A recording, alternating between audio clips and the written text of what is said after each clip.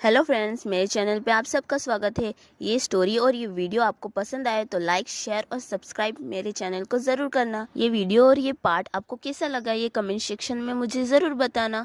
चलो स्टार्ट करते हैं इस पार्ट को। पार्ट की स्टार्टिंग में लिटिल प्रिंसेस को दिखाया जाता है जो बहुत ज़्यादा गुस्से में अपनी पावर को रिलीज कर रही होती है। सोफी लिटिल प्रिंसेस को पावर इस्तेमाल करते हुए देख के हैरान होकर बोलती है, अरे नहीं, क्या प्रिंसेस ने अभी अभी अपनी आइस टाइप एबिलिटी का इस्तेमाल किया? जैसे कि उम्मीद थी प्रोफेसी वाली प्रिंसेस से। लिटिल प्रिंसेस की पावर और ज़्यादा बढ़ने की वजह से सोफी उसके पास ही थी, तो उसकी वजह से वो अपनी आंखों को बंद कर लेती है।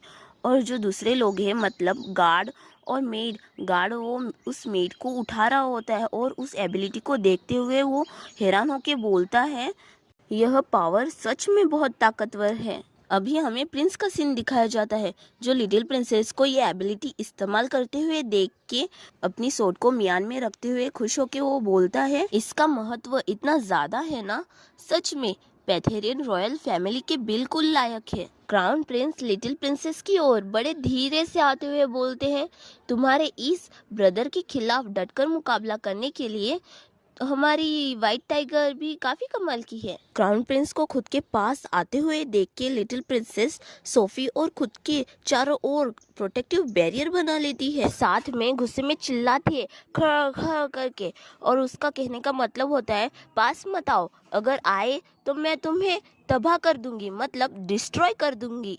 लिटिल प्रिंसेस को इतने गुस्से में होते हुए देख के और ऐसा करते हुए देख के सोफी हैरान होकर बोली, प्रिंसेस? क्राउन प्रिंस भी लिटिल प्रिंसेस को ऐसा करते हुए देख के उसके पास में ही घुटने पे बैठते हुए बड़े प्यार से बोले, क्या हुआ मेरी बहन? यह तुम्हारी पावर को जगाने के लिए था। मैं अब ऐसा नहीं करूँगा, इसलिए यहाँ आओ। क्राउन प्रिंस की ये सभी बातें सुनकर वो हैरान हो गई होती है और उसको पता भी नहीं चलता कि उसकी पावर भी शांत हो गई होती है और उसका गुस्सा भी। वो सोचती है, तुम कह रहे हो कि तुम रुक जाओगे?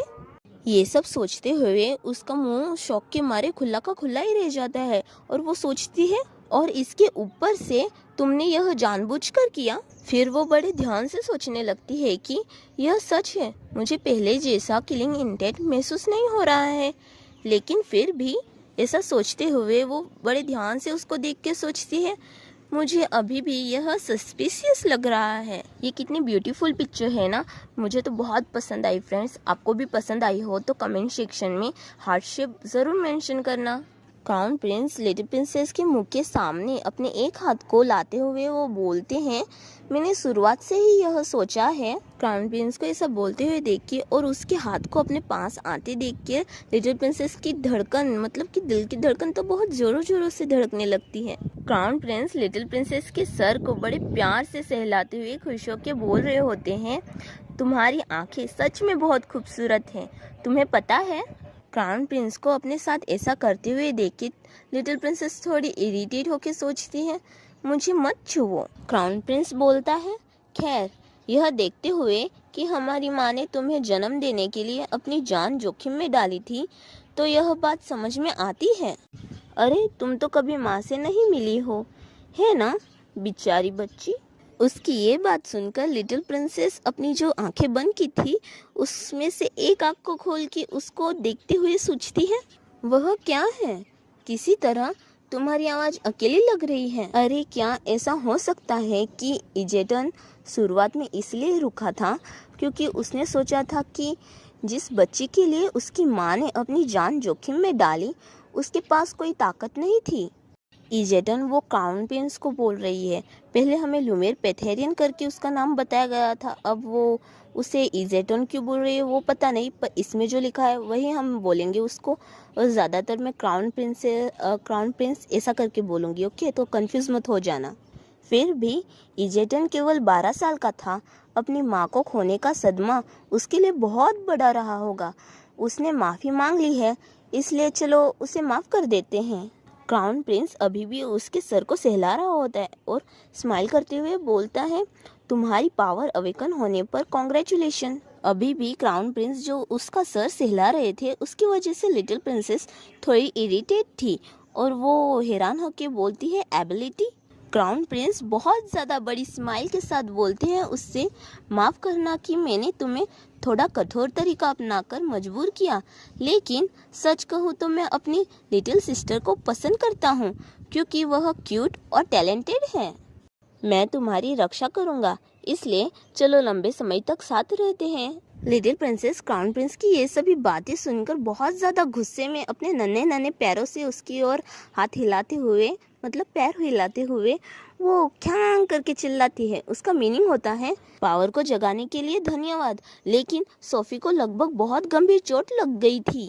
क्राउन प्रिंस लिटिल प्रिंसेस को ऐसा करते हुए देख के वो समझ जाता है और वो उससे बोलता है, तो आप बेवजह ही चिंतित हो रही थी। ऐसा हो ही नहीं सकता कि मैं माँ की एक लौती लिटिल सिस्टर को कोई नुकसान पहुँचाऊँ। लिटिल प्रिंसेस क्राउन प्रिंस की ये बातें सुनकर सोचती है और बाकी लोग भी और अन्य भी।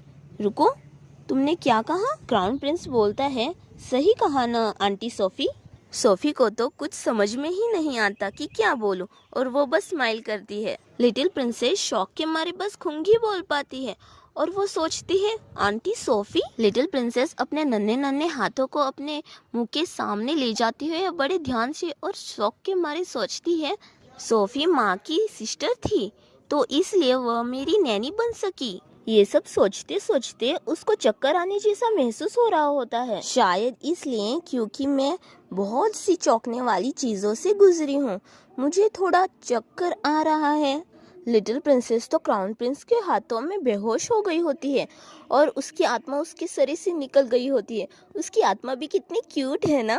लिटिल प्रिंसेस को बेहोश होते हुए देख के सोफी चिंता के मारे चिल्लाती है, your highness. Crown prince little princess की ओर देखते हुए सोफी से बोलते हैं, कोई बात नहीं आंटी सोफी, वह पहली बार अपनी शक्ति प्रकट करने के कारण बस थक गई है। क्राउन प्रिंस अच्छे से लिटिल प्रिंसेस को अपनी गोद में लेते हुए उसकी ओर देखकर सोचते हैं, माँ की बची एक लौती निशानी। वो और सोचते हैं कि माँ ने गिफ्ट के रूप में एक क्यूट लिटिल सिस्टर छोड़ी है। जब मैंने केवल कहानियों में तुम्हारे बारे में सुना था तब माँ को दूर ले जाने के लिए मैं तुमसे नफरत करता था, लेकिन आपसे आमने सामने मिलकर वह भावना गायब हो गई और इसने मुझे हैरान कर दिया। और जिस पल मैंने कमरे में प्रवेश किया, अपनी शक्ति को नियंत्रण से बाहर होते देख मैं सोचा, अगर यह ठीक से हो जाता है मैं तुम्हारी एबिलिटी को जगाने में सक्षम हो सकता हूँ। क्राउन प्रिंस लिटिल प्रिंसेस को बड़े सावधानी से अपने गोद में पकड़े हुए होते हैं और उसको देखते हुए वो सोचते हैं, लेकिन ऐसा लगता है कि मेरा तरीका बहुत क्रूर था और इसलिए मैंने तुम्हारी नफरत कमाई। वो और उसको देखते हुए सोचते हैं, छोटी सी है फिर भी चलिए अब से हम मिलजुल कर रहते हैं, ऐसा करने से माँ दुखी नहीं होगी। सीन शिफ्ट होता है और हमें लिटिल प्रिंसेस को ह्यूमन फॉर्म में दिखाया जाता है और वो एक फॉरेस्ट में होती है और उसके हाथ में एक फ्लावर भी होता है और वो चलते हुए सोच रही होती है, फिर से वही सपना। मुझे आश्चर्य है कि क्या इस बार भी मैं व्हाइट टाइगर से मिलूंगी। उस समय मैंने ध्यान नहीं दिया था, लेकिन वह सेक्रेड एनर्जी मतलब पवित्र या दिव्य एनर्जी, यह वैसा ही महसूस हुआ जैसा तब होता है जब मैं अपनी एबिलिटी का इस्तेमाल करती हूँ, जिसका अर्थ है कि वह white tiger divine beast ganache हो सकता है। वह ऐसा सोचते सोचते चल ही रही थी कि उसको कोई नीचे बैठा हुआ दिखता है। उसे देख के वो सोचती है, हाँ वह कौन है। वह पेड़ के पीछे छुपकर उसको देखते हुए सोचती है, व्हाइट टाइगर की तरह इस सपने में हर कोई ऐसा है जिसे मैंने पहले कभी नहीं देखा है। मुझे जाकर उससे बात करनी चाहिए। वह रो रही है, वह इतने दर्द भरी तरीके से क्यों रो रही है। वह उस फ्लावर को स्माइल करके देखते हुए सोचती है, मैं उसे कंफर्ट करना चाहती हूँ। अरे ओह सही बात है, मेरे पास यह है। वह बहुत धीरे से उस चाइल्ड के पास जाती है और उससे बोलती है, सुनो। जब वो चाइल्ड उसकी आवाज़ सुनता है तो वो अपना रोना रोक के उसकी ओर देखता है। जब अपनी लिटिल प्रिंसेस उसका चेहरा देखती है तो वो सोचती है, वाह वह बहुत सुंदर है। और वो चाइल्ड उससे बोलता है, क्या। लिटिल प्रिंसेस मन में ही खुद से बोलती है, होश में आ जाओ। और उस चाइल्ड को फ्लावर देते हुए बड़ी सी स्माइल करते हुए उससे बोलती है, मुझे नहीं पता कि तुम क्यों रो रहे हो, लेकिन हिम्मत रखो। वह चाइल्ड उससे फ्लावर लेते हुए पूछता है, क्या तुम यह मुझे दे रही हो। और लिटिल प्रिंसेस उससे बोलती है, अरे हाँ फ्रेंड्स, मुझे तो वह लड़का दिख रहा है चाइल्ड, पर उसे लिटिल प्रिंसेस लड़की क्यों समझ रही है वो मुझे पता नहीं। तो इसमें जो लिखा है, बताया गया है, वही हम बोलेंगे, ठीक है। वह फ्लावर एक्सेप्ट करने के बाद तुरंत ही कुछ टूटने की आवाज़ सुनाई देती है और लिटिल प्रिंसेस और वह चाइल्ड दोनों ही चौंकने के साथ डर भी जाते हैं। वह दोनों बोलते हैं कुछ पास आ रहा है और वहाँ का बैरियर टूट रहा होता है और लिटिल प्रिंसेस घबराते हुए सोचती है, मुझे एक डरावनी और खतरनाक अनुभूति महसूस हो रही है। कोई सांप जैसा उस बैरियर को तोड़ रहा होता है और लिटिल प्रिंसेस घबराते हुए सोचती है, हमें यहाँ से भागना होगा। वह बैरियर टूटने का बहुत जोर से आवाज भी सुनाई देता है और वह चाइल्ड घबराते हुए लिटिल प्रिंसेस को बचाते हुए उससे बोलता है, टाइगर डेंजर। और लिटिल प्रिंसेस ये सब देख के बहुत ज्यादा डर गई होती है और वो सोचती है आखिर वह क्या चीज है। उस चीज को दिखाया जाता है, वह एक लेजेंडरी डार्क डिवाइन बीस्ट की तरह काले स्केल्स के साथ और क्रिम्सन प्यूपल्स मतलब लाल रंग की पुतलियां। वह सरपंच बहुत जोर से चिल्लाता है और जो बचा कुचा बैरियर था वह भी टूट जाता है। उस वजह से वह एक जाइगेंटिक सरपेंट होता है और इसका मतलब है एक विशालकाय सांप, और वह जाइगेंटिक सरपेंट उस लड़के पे हमला करता है। लिटिल प्रिंसेस ये सब देखकर डर गई होती है और अपने स्कर्ट को कस के पकड़ लेती है और घबराते हुए सोचती है, मैं कुछ करना चाहती हूँ लेकिन मेरा शरीर हिल नहीं रहा है। अगर उस चीज ने हमला किया, मेरा दिल कहता है कि सब कुछ व्यर्थ हो जाएगा। लिटिल प्रिंसेस खुद के अंदर हिम्मत जगाते हुए उस चीज को बड़े गुस्से में देखते हुए सोचती है, नहीं डरो मत, मुझे डर लग रहा है लेकिन मुझे वापस लड़ना होगा। यह अजीब है लेकिन मैं ऐसा ही महसूस कर रही हूँ।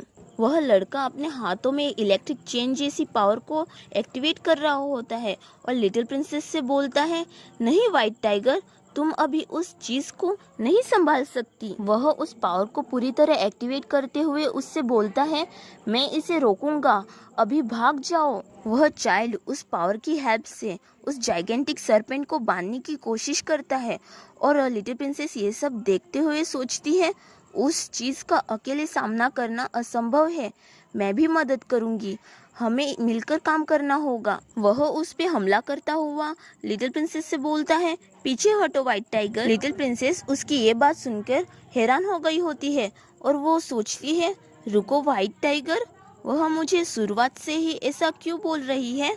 और लिटिल प्रिंसेस के पास उसका व्हाइट टाइगर वाला फॉर्म भी दिखाई दे रहा होता है। वह सोचती है, क्या ऐसा हो सकता है कि उसके लिए मैं सचमुच एक टाइगर जैसी दिखती हूँ। लिटिल प्रिंसेस उस चाइल्ड को लड़ते हुए देख के सोचती है, नहीं अभी वह बात जरूरी नहीं है, जो बात सबसे ज्यादा मायने रखती है वह है।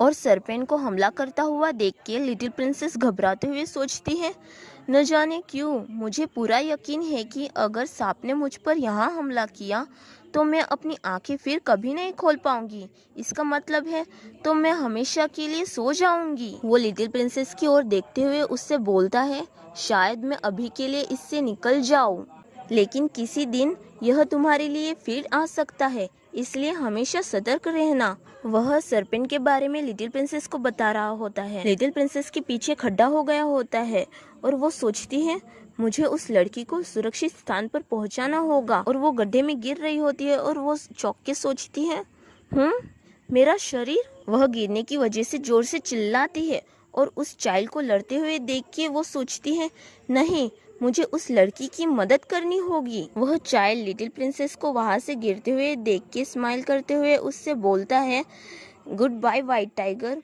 मुझे कंफर्ट करने के लिए थैंक यू, मैं जल्द ही तुम्हें ढूंढने आऊँगा। यहाँ पर यह पार्ट खत्म होता है। हमारी फीमेल लीड तो लिटिल प्रिंसेस है और जो मेन लीड है वह मुझे लगता है कि वो जो लड़का दिखाया गया है काले बाल वाला वो होगा। मैं भी आप लोगों के साथ ही पढ़ रही हूँ तो मुझे भी नहीं पता है ठीक से। आपको ये वीडियो कैसी लगी हो ये मुझे कमेंट सेक्शन में ज़रूर बताना। ये वीडियो आपको पसंद आई हो और ये स्टोरी भी तो लाइक शेयर ज़रूर करना और मेरे चैनल को सब्सक्राइब जल्दी कर लेना ताकि जब भी मैं ये वीडियो अपलोड करूँ तो आपको जल्दी से मिल जाए। बाय फ्रेंड्स, नेक्स्ट वीडियो में मिलते हैं।